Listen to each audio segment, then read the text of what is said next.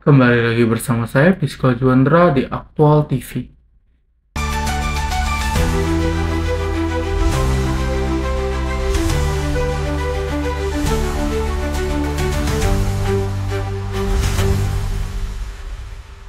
Menteri Koordinator Bagian Politik dan Hukum Budi Gunawan mengatakan bahwa Presiden Prabowo Subianto benar-benar serius terhadap kasus korupsi di Indonesia. Salah satunya terkait kasus korupsi Harvey Mois yang merugikan negara sebesar 300 triliun rupiah yang hanya mendapat vonis 6,5 tahun penjara. Menteri Koordinator Politik dan Keamanan Budi Gunawan merespon vonis ringan para terdakwa korupsi komoditas Bima yaitu Harvey Mois dan Helen Nahlim. Budi Gunawan menyampaikan Presiden Prabowo Subianto sudah mendengar masukan masyarakat terkait hukuman atau vonis yang dirasa kurang memenuhi rasa keadilan masyarakat. Menurutnya, Kejaksaan Agung sudah mengambil langkah banding dalam vonis tersebut. Sementara Komisi Yudisial akan mendalami dugaan pelanggaran etik Majelis Hakim atas putusan vonis para tenaga korupsi komoditas.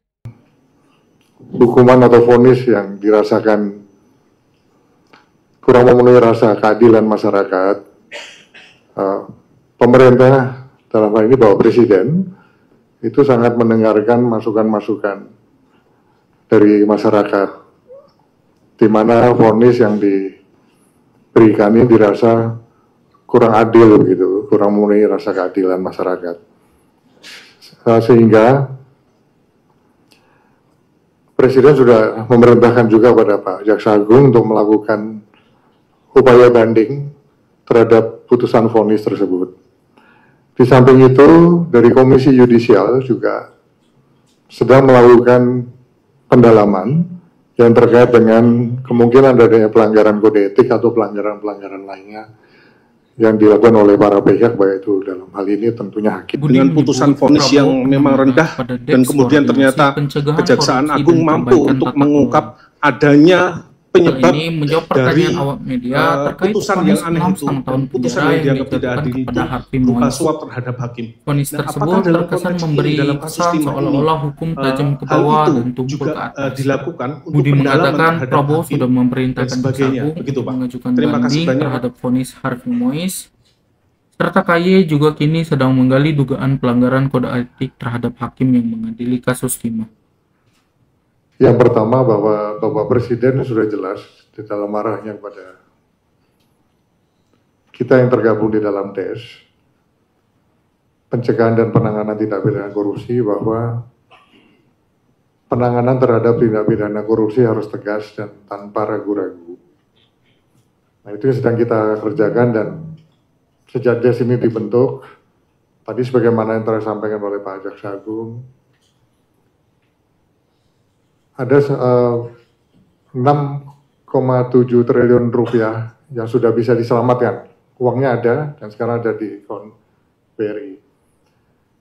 Khusus hari ini, kami dari DES, Pak Jaksa Agung tadi sudah mengumumkan 2 kasus korupsi yang terkait, pertama tindak pidana korupsi tata kelola sawit dari tahun 2005 hingga 2024. Itu yang melibatkan ada tambahan 1 tersangka perorangan baru dengan 2 korporasi tersangka baru dengan total kerugian kurang lebih 73,9 triliun kerugian negara yang bisa diselamatkan. Yang kedua, yang terkait dengan tata niaga timah, ada 7 korporasi baru yang tadi telah diumumkan dengan kerugian negara berjumlah kurang lebih 271 triliun rupiah, sehingga kalau di total itu berjumlah kurang lebih 344 triliun rupiah. Ini sebagai wujud komitmen dari pemerintah.